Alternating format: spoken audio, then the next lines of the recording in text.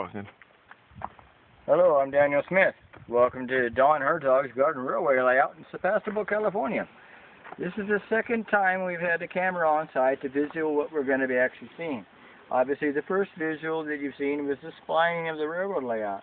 The splining has been completed in the railroad layout, and now we've sanded the surfaces down. And our friend Al has been helping us grinding and doing all the guardrails and putting everything together for us.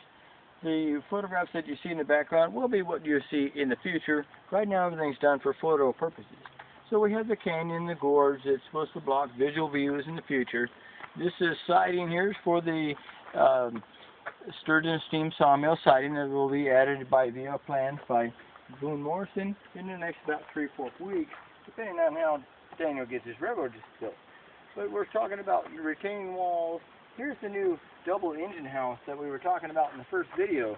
Obviously people in the first video didn't ever realize what I was talking about. When we were talking about a mine in the background and the double engine house, this is what it's supposed to look like.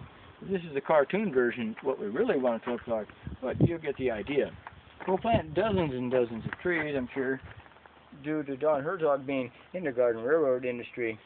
This is a representation of just some buildings thrown out here to show you where we want a street or town front. So the canyon that we've thrown in the background out there is actually just to show a view of the mining industry and the logging industry in the same railroad land. And then when we come across the long siding here, we're actually creating an inner loop and an outer loop on the railroad layout so we can run trains in both directions and we can run simultaneous trains inside and outside loops, of course. So there's a double crossover network on this side. The other side is via the 28-foot trestle would be the tunnel would be a trestle on the wide turnout.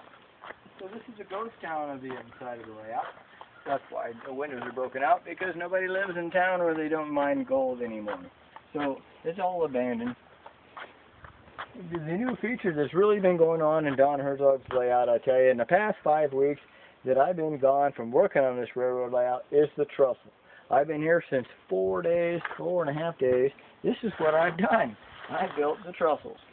And this was an 18 or 13-foot gap across this trestle, and I completed this trestle, and it's all been spiked with tie plates, double spiked, and everything has got guardrail on it, barrel stanchions, and it's 55 feet tall to scale, 770 feet to length to scale. And then there's an upper trestle and a lower trestle. Remember, this railroad layout has 7 waterfalls in the feature. That's a tremendous amount of water volume. Back in the distance, as you'll see spires of granite that are in darker in tone to show depth and color. And those will be the vast 300-foot crevasses that you would see in a natural stone. So this is what I've been working on for a little bit. Let me introduce Don Herzog. He's the owner of the Garden Railroad Layout. This is Don Herzog himself, and like I said, I'm Daniel Smith. Hi, nice to meet you, Don. Yeah, I want to thank you very much for designing and installing this fabulous railroad. Completely different from anything I've ever seen and beyond my wildest dream. I know we're only about half done, but look at it already. It's really great, and we'll be able to run the bottom for my open house in September. That's great. September, we got the trestle completed. We're ready to go. We're ready. Would you like to see some of the plants that I'm going to use? Let's see what you're going to plant, Don. Sure. Come on over. That big maple tree you got growing here, got some shade. Got some dwarf arbutus spruces, I recognize those. Those are common trees to use. Well, they're not regular dwarf arbors. These are miniature dwarf arbutus spruces, and they only grow 1/4 to 1/2 inch a year, full grown at 3 feet in about 30 to 40 years. In the back, I have a miniature pine, and I have a miniature cedar on the right. And these are all miniature, so they'll stay in scale for many, many years. They're not where they're going to be planted, of course, but in the approximate vicinity. Of course, we're dealing in scale between 120.3 and 120.4 and so forth. Scale's not an option when you come to a garden railway layout like this. I like the spires we have there. That was really an ingenious thing. I was lucky to be able to find the rock at the quarry, which had been sitting there for about 20 years on a rotten pallet. And this is what we were able to do with it. Well, the spires are nice because I actually designed a planter box in between there so you can plant in between the spine of the mountain thing.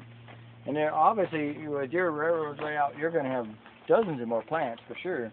So we see this looks like a farming scene down here. Right, so it'll be, eventually you'll be a ranch when I get it all cleaned up, and I have about 140 cows to put in here, and it's going to be really, Oh yeah. Wow, here's a big railroad over there. And down in the nursery, we've got